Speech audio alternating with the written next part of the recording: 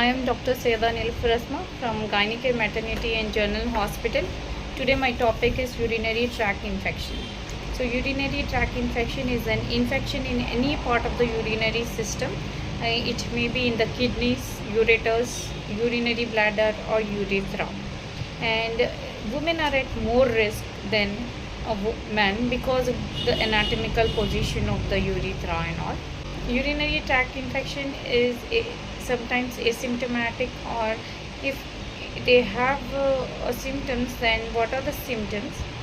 Strong urge to pass the urine, burning sensation, increased frequency of micturition with passing a small quantity of urine, then strong smelling in the urine, then sometimes blood may appear in the urine, pelvic pain, urine looks cloudy. All these are the symptoms.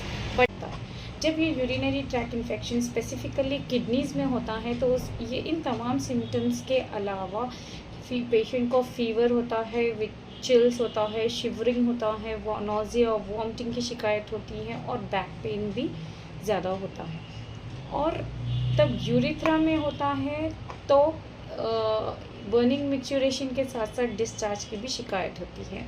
In defences sometimes fail, then bacteria may enter the urethra and start beginning infection in the urinary bladder. So which is the commonest bacteria causing the urinary tract infection is the E. coli. इसके अलावा बहुत से दूसरे bacteria है जिसकी वजह से urine infection बहुत कॉमन है, बट ये ज़्यादातर सेक्सुअल एक्टिविटी के बाद ये यूरिन इन्फेक्शन बहुत ही कॉमन होता है। कुछ टाइप के बर्थ कंट्रोल मेथड्स है जिसकी वजह से भी यूरिन इन्फेक्शन बहुत ज़्यादा होता है। और वजाइनल इन्फेक्शन जैसे कि हर्पिस है, क्लैमिडिया है, माइकोप्लाज्मा है, इन इन्फेक्शन की वजह से भी यूरिनरी ट्रैक्ट इन्फेक्शन बहुत ही कॉमन है।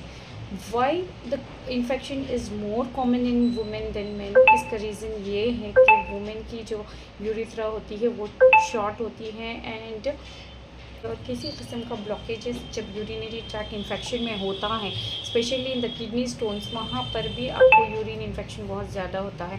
और any kind of immune suppressant agent जब हम लेते हैं, जब हमारी बॉडी की इम्यून सिस्टम वीक होता है तो ये इन्फेक्शन बहुत ही कॉमन होते हैं। और ज़्यादा देर तक यूरिन को होल्ड करने की वजह से, यूरिन को पास नहीं करने की वजह से, और कैथेटर की यूज़ की वजह से, और कोई किसी किस्म का रिसेंट यूरिनरी प्रोसीजर की वजह से भी। Now coming to the complications of urinary tract infection, the most common complication is recurrent UTI, यानी कि बार बार एक बार ट्रीट होने के बाद फिर से यूरिन इन्फेक्शन फिर से हो जाता है विदिन 3 मंथ्स, विदिन 6 मंथ्स के ड्यूरेशन में। और यूरिन इन्फेक्शन की वजह से परमानेंट किडनी डैमेजेस भी हो सकते हैं। और अगर यूरिनरी ट्रैक इन्फेक्शन प्रेगनेंसी में होता है तो लो बर्थ वेट बेबीज़ होते हैं या प्रीमेच्योर डिलीवरी होने के ज़्यादा इम्कानात होते हैं। और इसके अलावा sepsis is the most potential life threatening complication of the urinary tract infection. So how to prevent this infection? Now prevention is better than care. तो हम प्रिवेंशन के लिए हमको पानी बहुत ज़्यादा क्वांटिटी में पीना चाहिए। पानी के अलावा जो भी दूसरे फ्लूइड्स, जूसेस वगैरह है उसका भी इस्तेमाल ज़्यादा एक्सेस वे में करना चाहिए। Specially in this summer season we need to take a plenty of water, at least 4 litres per day.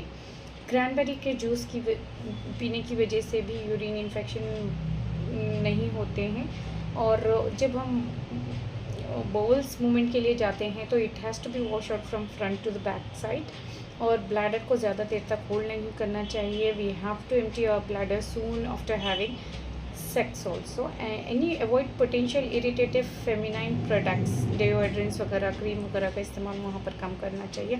अगर किसी वजह से बर्थ कंट्रोल मेथड्स आप यूज़ कर रहे हैं तो we have to change it, because if you are getting this infection recurrently then you have to avoid such kind of birth control methods, or you have to. Well, that's the wrap for today, and I will talk about UTI treatment in the next video. Till then, stay tuned and please do like, share, subscribe.